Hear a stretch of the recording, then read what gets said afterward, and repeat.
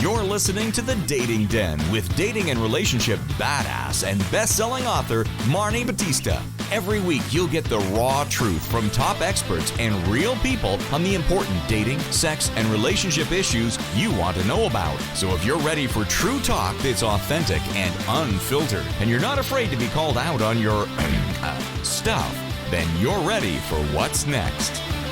The Dating Den with Guy Shahar. How to use Tantra to create massive attraction with men. Ladies, welcome yourselves into the amazing Dating Den. Today, we are going to be talking about sex, which is super fun with Guy Shahar. Guy is the co-founder and lead facilitator of the Tantra Institute. And get this, ladies, the originator of Tantra Speed Date. So I know you're listening now. Guy is an advanced certified Tantra educator, and he's studied a ton of modalities like Tantra, BDSM, orgasmic meditation, Morehouse, a word I can't even say. You'll have to help me, guys. Shalakwi, Kadosh, how do you say? Kadoshka? Just say it the right way. Kadoshka, yeah. Kadoshka. You're going to have to tell us what that is. He is super cool. He's a writer. He's an entrepreneur. He's a former filmmaker, a musician. And he is attuned not only to his own journey in being a more interconnected lover, but he teaches people to do the same. He has helped so many women heal the rift between the masculine and feminine with Tantra Speed Dating. He's helped singles learn how to relate to each other in a new and loving way. Tantra Speed Dating has happened with events in over 30 cities internationally, Canada. He's been doing it since 2017. He's been in Playboy, Cosmo, Time Out New York, the Sunday Times, New Yorker. That sounds like an island. I want to go there. Let's go to New Yorker and do Tantra. He's been working in this realm for decades. He helps women heal from personal trauma. He helps women have better sex. And he is a leader in the areas of sexuality and intimacy. So he is a perfect guest for us. I'm so happy that you are here.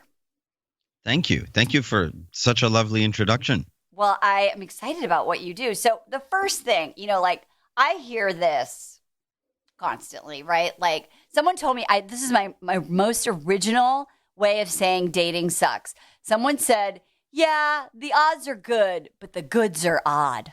I was like, what the hell? And so when I say, speed dating, most people are like, never. But tell me about Tantra Speed Dating, because I know that's how you guys started. So first of all, what is that? Why did that even come to fruition? And why does it work? Why is it so successful? I mean, it's a great question. The story about how it came about is that, I would be attending these tantric pujas, so if you imagine a circle of men, and then on the inside, a circle of women, and every woman is facing a man, and being guided through connection exercises, intimacy exercises, where you're, doing eye gazing, connecting with each other. So I would be attending these different puja ceremonies, and when a woman would come and sit in front of me, I would feel like, wow, like there's such an openness and connection here. Like this woman is opening up to me, and I'm learning how to hold a space for her, and like this beautiful intimacy is starting to grow and develop that just felt very juicy and heart connected, and then you would basically have that experience with almost everybody in the circle because of the way the ceremony takes place. So I remember thinking, wow, like I just felt so intimately connected to these women, but then it kind of feels like creepy to ask them for their phone number afterwards because we just shared this really spiritual experience, and it just feels like, oh, well, that I don't know if that would be welcome or not welcome. Like, what do I do? This was really lovely. So I remember that I was thinking, what a beautiful way to have that be your first interaction with someone when you meet. So why don't we create a speed dating event where that intimacy and that connection is designed for the purpose of, do we want to connect afterwards, right? So it's like, it's not a creepy thing to ask for it. It's why we're actually coming to the event. So that was how this whole thing started. And then the really interesting thing that we discovered is that firstly, like when you meet somebody in that way as your sort of first meeting, a couple of different things happen. One is that you're really setting up a pattern of relating to each other in relationship that's healthy right from the get-go, Yeah. right?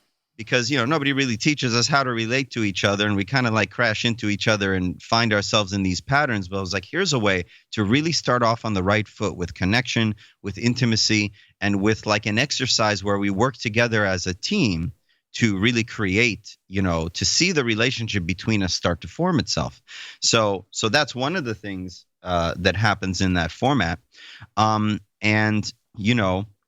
the beautiful thing about Tantra Speed Date is that since we started doing that, we saw that even though like the intention was to do this as a dating event, like I wanted to personally meet women in a more conscious way.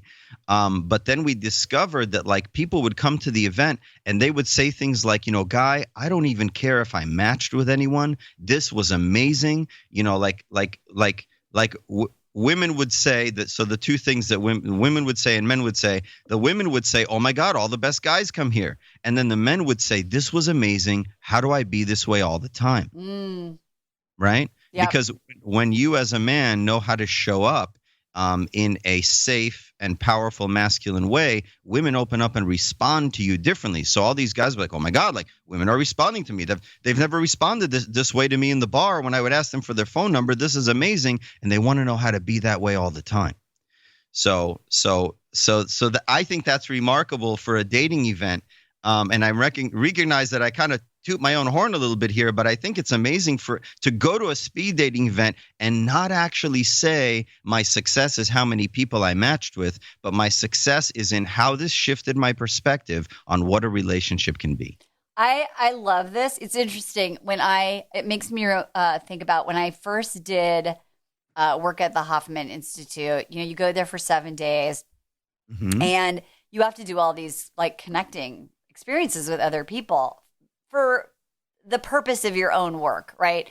And so you're doing eye gazing. And so around on day 3, Guy, they give this whole spiel where they're like, okay, you're going to start to have feelings for people because you're actually having connections with people. And, this isn't the place or the time to do that. And just be aware that this is what happens when you actually connect with a person, like intimately, not just physically or whatever it is. And that is so powerful because I think what happens is ladies who are listening, when I first say, speed dating, they're like, hell no, because they're going to go and they're going to sit there and they're going to judge some guy on like, does he have, the right shoes or, is he good looking enough or whatever it is. And then that's it. They're not going to even try and connect because they're making all these judgments.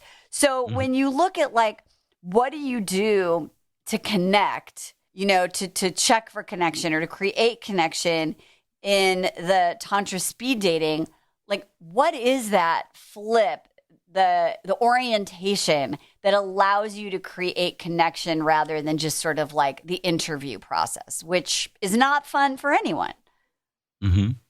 For sure. Yeah. And in that process, our brain kind of gets in the way of the connection and like our preferences, which I would define our preferences as like what we think we want. And what's really interesting is that, very often our preferences and what we're attracted to are not in alignment.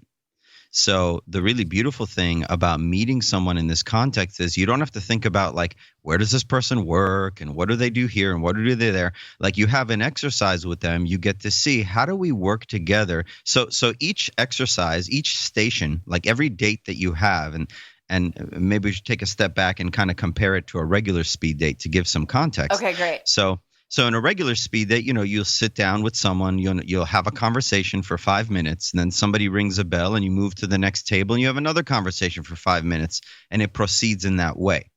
What's different about Tantra Speed Date, or one of the things that's different in the actual dating portion? Well, so one of the main things that's different is we really set up the event before the dating by creating a loving and trusting space. We talk about consent, how to opt in and opt out of any exercise. We have a way to communicate and do that, which is really easy and simple. And we teach the men how to hold a grounded masculine presence And when the masculine can do that, that's when women can relax, right? So like, you ever been on a date and like you're meeting at a bar and you kind of have your guard up? Yeah. So when you feel, oh, this man's good, like he's got me, he's there's something about him that I can relax into, you can let your guard down and actually create the possibility for intimacy, which I think in itself is remarkable, because especially with the state of the world right now, Yeah. like every single woman's got her guard on. Every woman's like at high alert, shields up, not letting anybody in, right? Yeah. So to be able to create that kind of a space, I think is a huge step. But it really works with the tantric principles of masculine and feminine polarity, and like the things that we what are our gifts in our core polarity, and how do we give those to our partner so that we can create something together, right? So we start off with that, and then when we get to the actual dating part, every date is a different experience. So it's a 2 to 3 minute facilitated experience that usually goes through a series of steps. So when you're on a date, and it could be like a dance exercise or like a partner yoga or, an eye gazing, but it's guided and facilitated, almost like a guided meditation. So when you're in the station with your partner, you're learning sort of, okay, like, how is my partner following the instruction for the station? How am I following and adapting to it? How are we working together as a team? And you really get a sense to viscerally feel like, what would a relationship between me and this person actually feel like? Like, are we working well together? Are there some areas where it feels like, oh, I'm not really truly connecting with this person? And you get to really feel that depth of intimacy and connection. And so you often get to know somebody very, very quickly. The difference, I guess, between thinking about what does this person do, where they live, and whatever, is that you get to just be in the presence of this man. And what we tell women is, forget your preferences for a moment. Just ask yourself this: how do I feel about myself in the presence of this man? Do I feel like my best self? Yeah. Is this a relationship that will elevate me and elevate this man so that we can create bliss together? This is really great. I want to highlight and underscore this, because we always talk on our campus about asking high quality questions in the dating process. So rather than what does he do, or is he tall, dark, and handsome, right? It's like, how that's a great example of a high quality question, right? How do I feel about myself when I'm in the presence of this person? Is a high quality question that requires you to look at those things that are going to be long term. Rather than a short team. We were talking yesterday. I do these Bachelor recap episodes, and one of the women, booted this dude because she thought he was a bad kisser. There's no connection, whatever.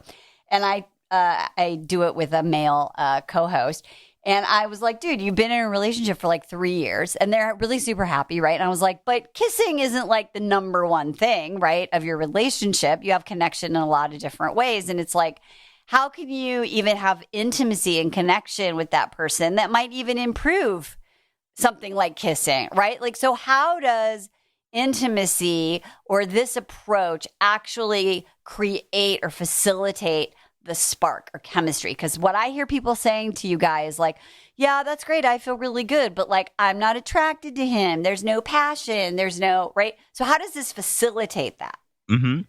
Well, it's really the magic is in the roles, right? We ask men to really step into a masculine role.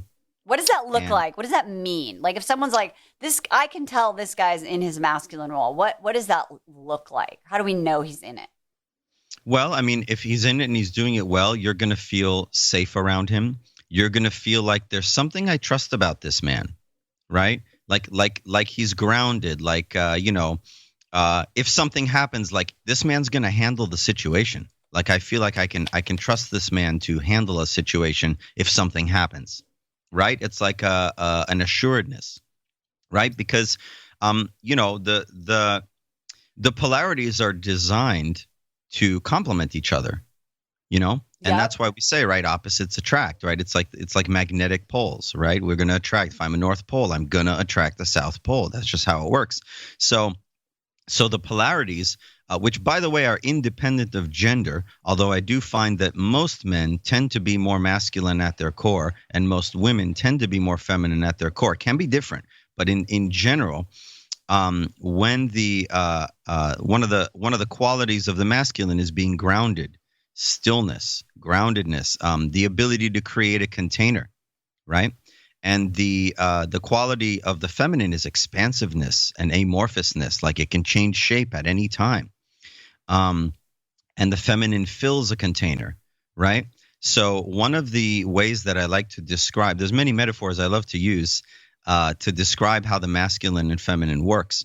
But a really good one to use is if you think of the internal combustion engine in a car, right? Okay. So the engine of the car is one of the heaviest parts of the car. It's the main part of the car. It's what makes the car go, right? And so in that way, that's kind of analogous to a relationship. So if you think of it, what is an engine and what happens inside an engine? Well, for one, you have a big, heavy, hulking mass of metal. Okay. Right? And it's very heavy and very strong. And so that's the masculine container, right? It's a hulking mass that contains things. And then what happens inside that container? Explosions, right? Explosion, transformation, which is the feminine, right? The feminine transforms, the feminine changes shape. And so if you think about it, if you just had a hulking mass of steel and there was no explosion inside of it, that car is not going to go anywhere. And if you had an explosion without a hulking mass of steel around it, that's not a car I'd want to stand near. But when you have the two working together, you have the masculine providing the container and the feminine providing the spark, we can have explosions that are contained and harnessed by the container, and then the container transforms that through the pistons into the wheels to create motion, and now the car can go.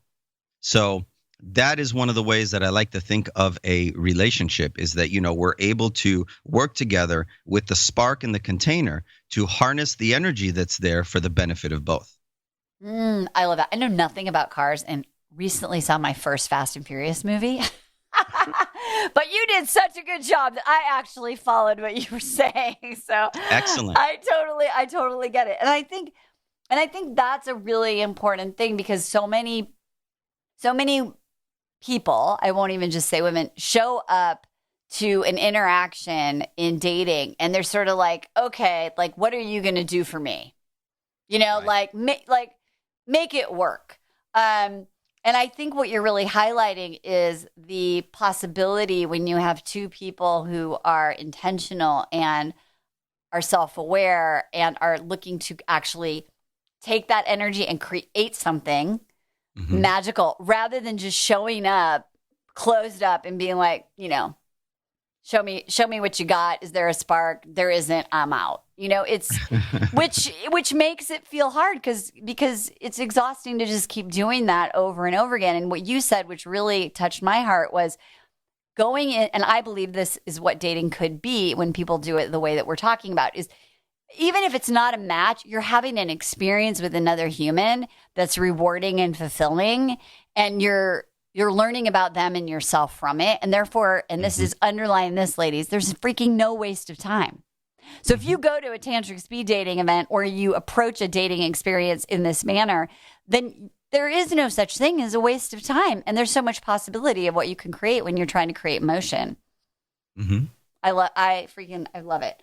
Let me ask you this question. So when you look at the kinds of conversations, let's say there is no Tantra speed dating in their area, in BFE, where do you start in show? Because the other thing is, we can't assume that every guy is going to know intentionally how to create that grounded, safe space. Maybe he just does naturally. But is there something that our listeners can do to bring that to the experience that would maybe ground that guy, or have leadership in creating a more tantric sort of experience on the date? Well, it's a good question. I mean, we do have Tantra Speed Date in 30 cities, and you could check for that on your website. If you don't find it in your city, well, send us an email and let us know, because we'll make a plan to come there, because that's actually how we expanded, is people would just keep reaching out and saying, hey, can you bring this here? Very cool. Never would have gotten all the way to Canada and London, and if it was something we were choosing.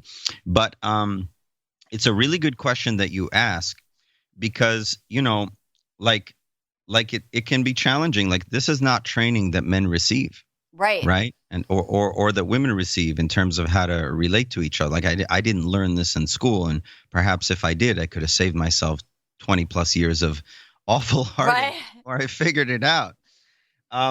But I would say what I see as sort of like the main thing now is that, particularly, women have been taught to really be more masculinized.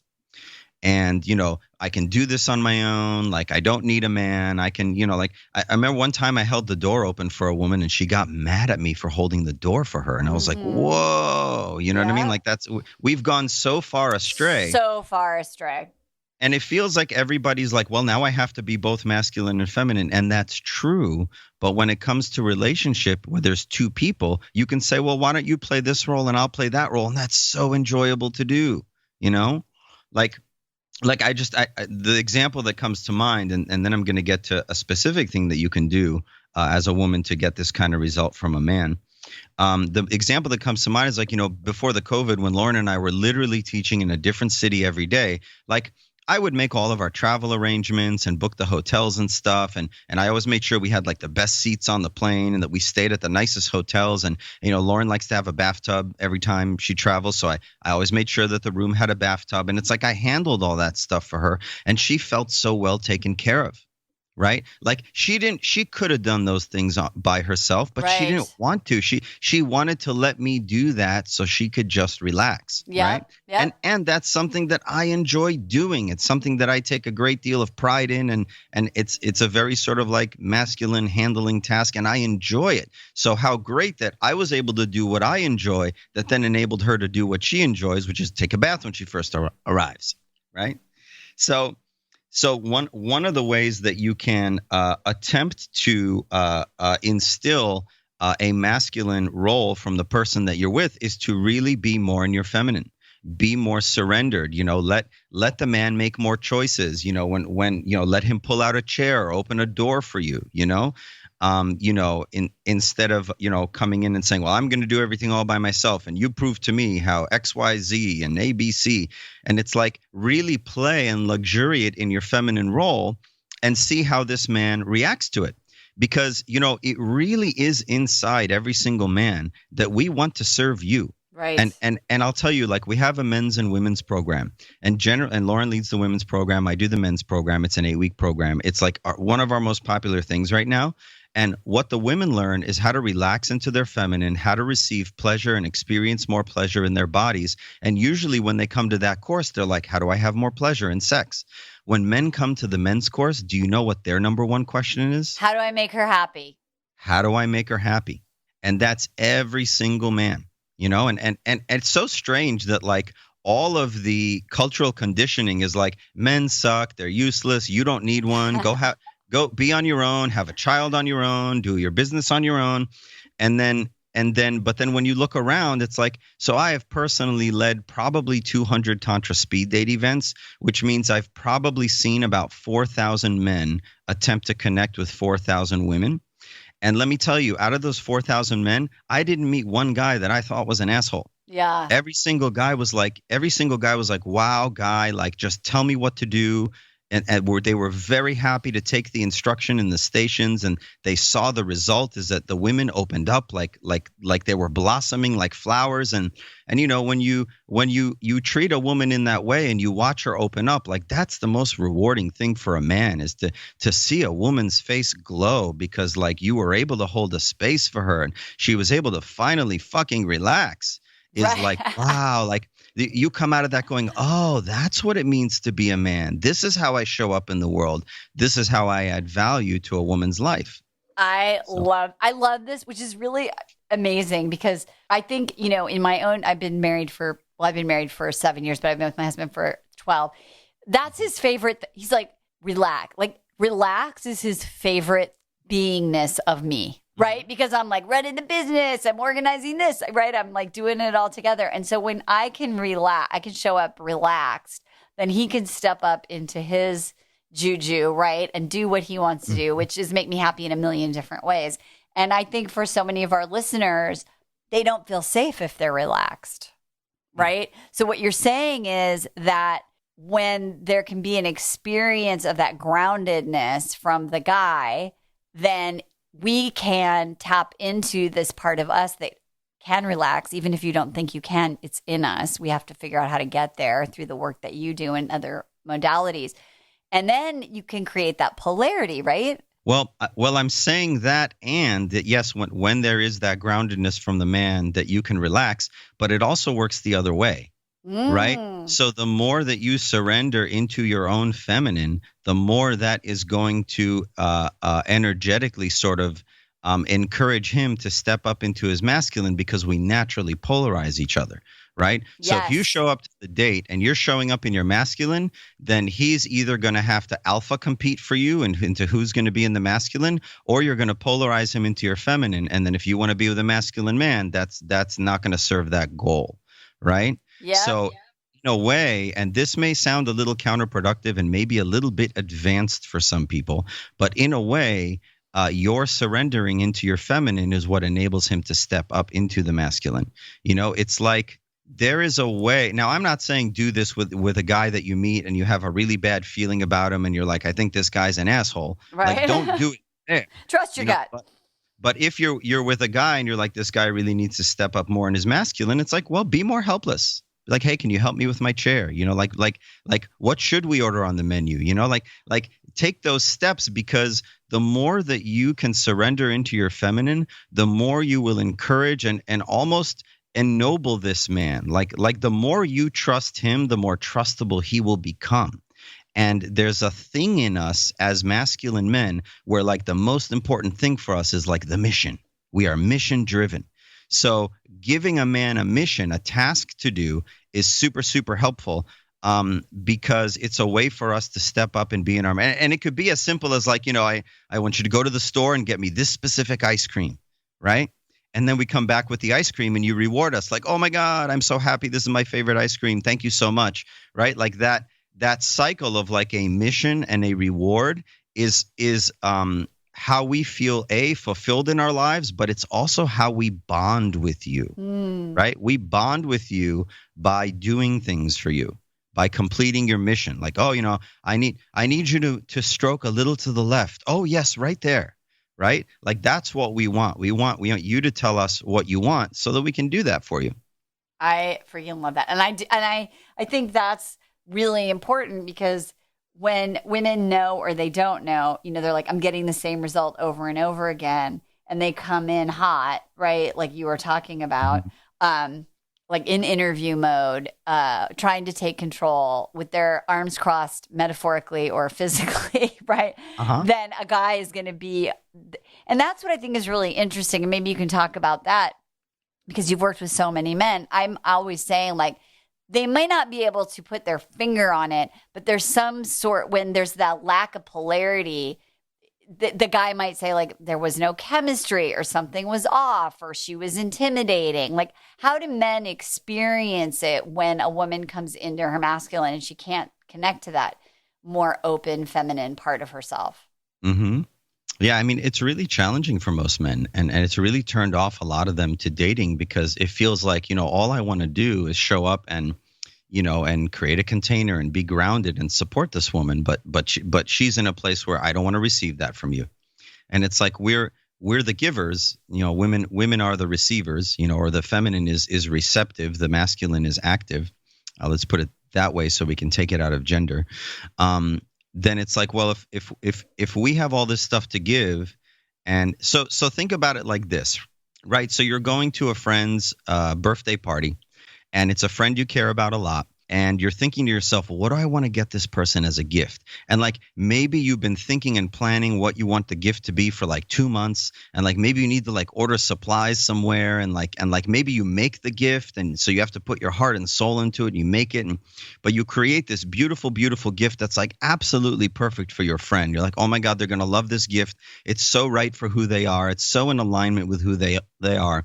And then you get this beautiful box, and you buy this beautiful wrapping and this beautiful ribbon. You're like, oh, and this is their favorite color. And you get a card, and you write this beautiful handwritten note, with your appreciation for your friend. And then you go to the birthday party and you give them this gift, and they're like, oh, thanks. and it's kind of like you weren't giving them the gift to get that big thanks, but it's like, hey, I really wanted to give you something that I think you would appreciate, and they didn't receive it well. And so you might come away thinking, what? Like, I'm not going to go to this person's birthday party anymore. Like that sucked. That was an awful experience. Yeah. It's like, what? Like, yeah. You feel not important, unappreciated, invisible, whatever the stories that we make up when we don't feel seen. Mm-hmm. Yeah. But then if you're a man and you are bringing like a small gift to a woman, and the woman's like, oh my God, this is so wonderful, thank you so much, and she receives your gift so fully, that's so exciting as a man, especially right now where like women are being less receptive and more with their guards up. So it's like when you find a woman who can really receive your gift, it's like there's this experience as a man where like, oh well, you like that so much, what else can I give you? Maybe I can give you this, maybe I got some lint in my pockets, or maybe quarters in my couch. You start looking for more ways to give to this woman because it just feels so good to give to her. I love that. I mean, and I think that's the essence of it, right? Like men want to, well, we all want to, but I think men, my understanding is, I want it to be easy to be with this person, right? Like I want it to be easy to make this person happy. I want it to feel like, I don't have to keep guessing. I think there's a mythology, and maybe you can talk about this, especially as it relates to what you do and what is that, like women will say, if I'm aloof, I have to play hard to get, I have to not answer his text. Like it's that guarded thing, the game playing, right? Mm-hmm. And so why is that mythology there? Because it's the opposite of what you're talking about. Yeah. I think that's a really key question to ask because, I mean, we can theorize. I'm not entirely sure where these ideas come from. But, in the work that I do, I'm very, running a speed dating event in all these cities, watching people interact. And every city is very different. The mentality is very different. But the event is the same. And so it's really interesting to me because, all the people that I come in contact with, especially all the men, are like, how do I make her happy? How do I do the right thing? Like there is a real desire to make women happy. And it seems like there's a cultural rhetoric going on that says, you can't trust men. Men suck. They don't want to do anything for you. And it's like, I see exactly the opposite. Yeah. And so it's fascinating to me that there's like an advertising about men. And then the reality of men is we just want to do things for you. And if there's like a couple of bad apples or a few assholes out there, it's like, let's not let them define the 99% of men that you want to step more into their masculine power so that you can relax into your feminine. Because, if we're going to continue that rhetoric on our own, then we're making that part of our own belief system. And then those are the men we're going to attract. Yeah. And what guy wants to show up on a date or at a Tantra Speed Dating event or whatever and just start out saying, I have to prove I'm not an asshole. Right. I mean, that's like not fun at all. So yeah, you don't want to put out that vibe. Prove to me. Okay. So we have to circle back. Okay. So before you said, I'm going to tell you an example with Lauren. What is a conversation or what is one thing that someone can do like on a date to start to set up that polarity? Like what is one thing a woman can do when she goes to the date to be in her feminine that will give the signal to the guy to like activate his masculine? Well, I mean, what is one thing that you could do on a date? Let him make decisions, really do things that encourage him to be more in the masculine role. And then if that's something that he identifies with, there's going to be moments where he'll start to do that, even if he's not really aware that he's doing it. Right. But I mean, that's the most challenging thing to be. Like to say to with like the existing sort of cultural messaging, to say to a woman, hey, you should relax your guard and just be open to connecting with this guy, can be very contradictory to, the popular rhetoric that's out there. So it could be a really hard thing to do. And also, like I said, most women these days have had to really learn how to be more in their masculine, that it could be hard to, to settle shift. that down and shift gears, right? Yeah. So maybe what you do is you put together a ritual before you go out on a date to really get into your feminine. Like maybe you take a soft bath and use some candles and some music, and maybe you self-pleasure, you touch yourself, and you really get yourself into a place where you can be receptive. Because the more you can be receptive, the more you're going to encourage him to come out to meet you, right? I love that. Whereas if you're just going to, like you said, if you're just going to put up that wall, that's going to push him away. And then when you put up that wall, you're also not going to get the best of him, right? You're going to get him on high alert, going, I don't want to step in the wrong place, and then he's got nowhere to go to show you who he is. Totally. One thing that in practical terms, which I hear all the time is, so men are so afraid right now of, being perceived as a predator, almost probably as much as being rejected, that, when it comes down to even choosing the restaurant, a guy will say like, well, what do you want? Choose, right? Because coming from that, I want to make you happy. And then there's this woman, he's like, I make decisions all day long. I just want him to choose, right? Of course. Yeah. And it's like, that's setting yourself up for failure. So what I hear you saying is like, maybe even it's just saying like, oh, I love, what I'd love is like Italian, like if you could pick an Italian place, that would be great. Or how about a vegan place? I love that. Just something to create this safety that lets a guy know, like, it's okay to make a decision. Like, I'm not going to bite your head off, so to speak. Even at the very beginning of the interactions, right? Of just making the guy understand, like, it's okay. Mm-hmm. Yeah, I mean, I generally, when I'm coaching men, I say give her options. Yeah. Right. So you've done some of the work to create the container of the date. Like maybe you've researched a few restaurants, and just that researching, even though you're doing that on your own, is you stepping into the active masculine role, which she's going to appreciate. So you come back with a few options and you say, all right, so there's this really great Thai place near me. Or there's this Brazilian place where they make really good, margaritas, or we can go to this other place. How do those three sound to you? And then if she's not into it, then you can maybe explore other options. But now you're coming to her going, hey, I've done some work to create a container here. I love that. I would like your feminine feedback as to how you want me to adjust this container so that you can be comfortable. That's amazing. I love it. Okay, last question. I could talk to you for hours. Last question. When you look at what can we do, because I know that you help women to be more receptive to pleasure overall, right? If you're if you're somewhere in between, because I know you have people that are recovering from trauma and you have people that are like not, but they just want better sex. Like what's like a starting point to really begin to open that part of yourself up? Is there something they can do, some way to think about something that can get them started in this direction? Yeah, I would say the number one thing to do is to develop a better relationship with your body, right? Like so many of us, we basically live in our heads and are disconnected from our bodies. And I know for myself, because, I had sexual abuse trauma when I was a child, that it took me a really long time to just be able to trust a woman to touch my body in the bedroom. Like I always had to be the active person. I always had to be the giver. And I didn't really want them touching me because I couldn't predict how they were going to touch me and if it would be comfortable for me and all these other million things. And so what really made the shift for me, I mean, obviously I've studied this and devoted my life to it. So that's a part of it. But one of the key components was that I started to touch my own body and form a relationship with my body so that my body started to trust my touch. And when my body started to trust me, it became a lot easier trusting other people with touching it, because I was like, oh, I know my body trusts me. You can't actually hurt me because I trust me, I trust my body, and I can be more adaptable to other types of touch. in different experiences of how other people touch, because I've formed such a solid relationship with my body that it's going to tell me if it doesn't like something, and then I know how to communicate that to my partner, or it's going to tell me how I need to ask for something else or touch me this way instead of that way.